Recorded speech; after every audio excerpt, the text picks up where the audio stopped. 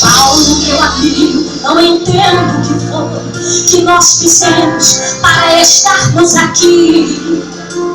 Confesso que o milagre foi tão grande, até pensei que a multidão iria em pé nos aplaudir. Ai, Paulo, o Silas, eu também não sei, até pra conversar estou sentindo dor, mas meu coração está ardendo, algo diferente, bem maior que a dor. Paulo, estamos na prisão, é triste a situação, não deu pra perceber. Meu Deus! A moça por Deus foi liberta e nós estamos presos, não dá pra entender. O Silas, Deus não abandona, sei que na prisão ele conosco entrou. E o que resta agora é só cantar pra Deus nos libertar ou aliviar a dor. Meu Deus, não foi fácil pra eles, mas eles acreditaram. Aí na Bíblia não está escrito qual foi a canção que eles cantaram para que a prisão se abrisse, se arrebentasse e eles fossem libertos. Mas quem sabe foi uma dessas assim, ó. Se eu amo a mensagem da cruz, eu vou procurar por essa arrebenta também. É morrer pelo amor, cantar. Levarei.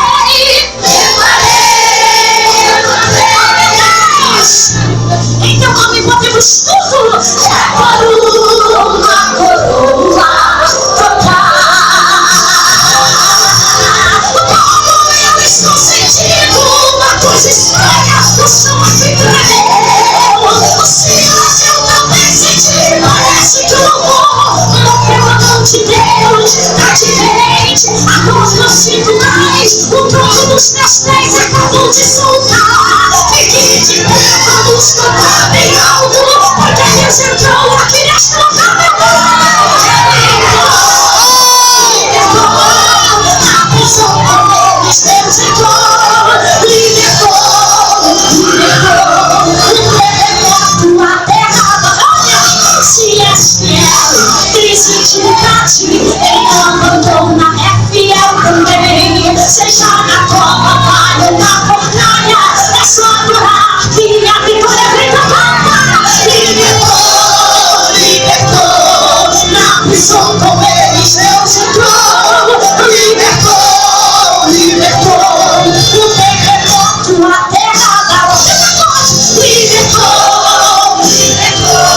e na prisão com eles Deus entrou, libertou, o terremoto, a terra da olha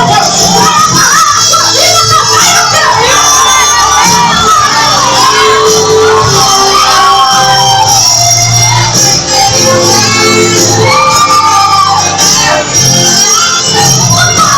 Eu estou sentindo uma coisa estranha, o som aqui tremeu.